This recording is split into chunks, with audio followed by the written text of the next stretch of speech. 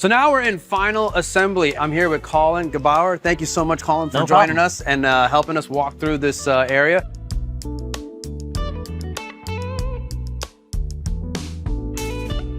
I'm super excited about this because this is where we get to geek out on the parts, the electronics, and all the good stuff, man. This is the fun part back here. Yeah, definitely, man. Give us the rundown. So what we're at right now is neck prep. It's a real important part of the process. Usually when we get the guitar, it has this tape on it, so it protects the fingerboard from the finish and buffing wax and everything. So what these guys do over here is they'll break the seal of the tape and they'll get all the tape off and clean all the fingerboard up and clean all the glue off, all the wax. And usually from the plec, we have a whole bunch of plec lines moving down the frets. Okay. Their job is to clean it up. So whenever you get that guitar in your hands, it feels nice. It's not rubbing, the strings aren't rubbing on the frets. Got it. It's a huge part. Usually when you grab a guitar and the first thing you play, you feel the neck. Yes. So what they do over here is they clean it all up. They'll roll some of the edges so it's real comfortable, not sharp. Okay, so that's interesting because as I know now from seeing the main factory floor, we do roll the fingerboard. Yes. That's a huge part of custom. And we can roll it a little bit more even with the Murphy Lab stuff. We can break that lacquer barrier, right? Absolutely, yeah. But it's crazy to see it even more done here on this side. So you guys are still rolling the fretboard here for ultimate comfort. Yeah, this is more like, as we're in final assembly, this is the final spot. By the time he's done with it right now, it's gonna be super smooth. Wow, so that's all done by hand. Yeah. Okay. They have to look good. Yeah, yeah. You know, they're expensive guitars, they have to look good. Apparently they're gonna feel really good too. They are. Yeah, I did not know that more that happened here. That's great. Okay, cool. So what's the next step after this? So next step after he's done, he's gonna take it over here to keys. Okay. So we can walk over there. Sure, let's do it. And yeah.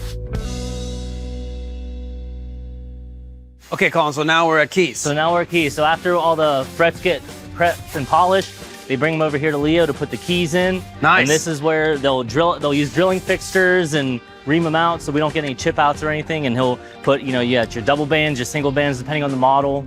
You have your 60s or your 50s, anyone. We got all kinds of different jigs for him to kind of match up to make sure we're getting them. Some of them you have to hand line. I mean, there's a lot to know over here because every model, you know, they change keys a lot. They change keys a lot. Yeah. And then also if there's any heavy aging hardware, this is all here as well. Yes, so he'll have different hardware. You know, we have gloss, just regular VOS hardware. Okay. The heavy aged.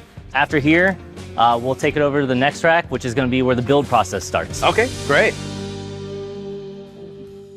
I know we might be skipping something here, but I just saw the electronics section here, and I know he's doing some soldering there, but this caught my attention. Dude, this is like the real deal stuff here. Yeah, this is old school here. I mean, these are like our typical reissue ones here. Okay. So we got the Bumblebee caps, and these are go on pretty much all our old reissue models. So your 57s, 56s, 59s, all our reissues. These are what they are, and they're all hand soldered right over in this area. Phone book capacitors here, they call it the paper and oil cap? Yes, we do have those. Those go on like the Carina Explorers. Let me see if I can find one here. Oh, yeah. There we go. There's one for you. Look at that. So the reason why they call this a phone book capacitor, if you look at that real close, it actually does look like a little book there. And this is like true historic, like this is what they would have used. Yeah, we use all historic parts here. Okay, I'm sorry, I sidetracked us for a second. second. Well, it's actually perfect because this goes right into the build process. Oh, cool. They grab it and they throw it into the guitars and start wiring the pickups in. Oh, dude, let's check that out. So let's yeah, do we can check it out right over here, actually. We're here with Pete. Thank you so much for letting us crash the party here. Colin, yes. This is like the final steps. There's electronics being installed. This is it. This is right before our QC area, so he's going to do the rest of it. Okay. Now, this guitar, this is a Murphy Lab, you said? Yes. These are actually one of our new Brazilian rosewood boards with a heavy aged Murphy Lab. Okay, so I see some of the parts here. Wow, this is incredible. So these are like all aged. Oh, that's a light tailpiece. Yeah.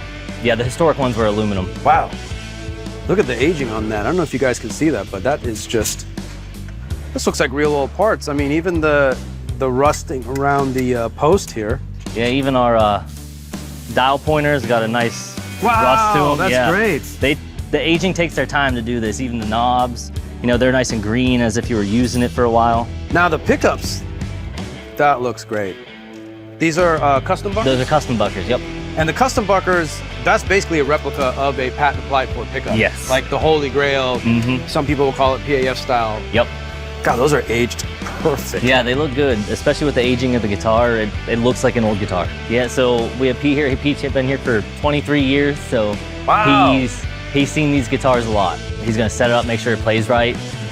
Now, Pete, if we had to blindfold you, do you think you could do one of these?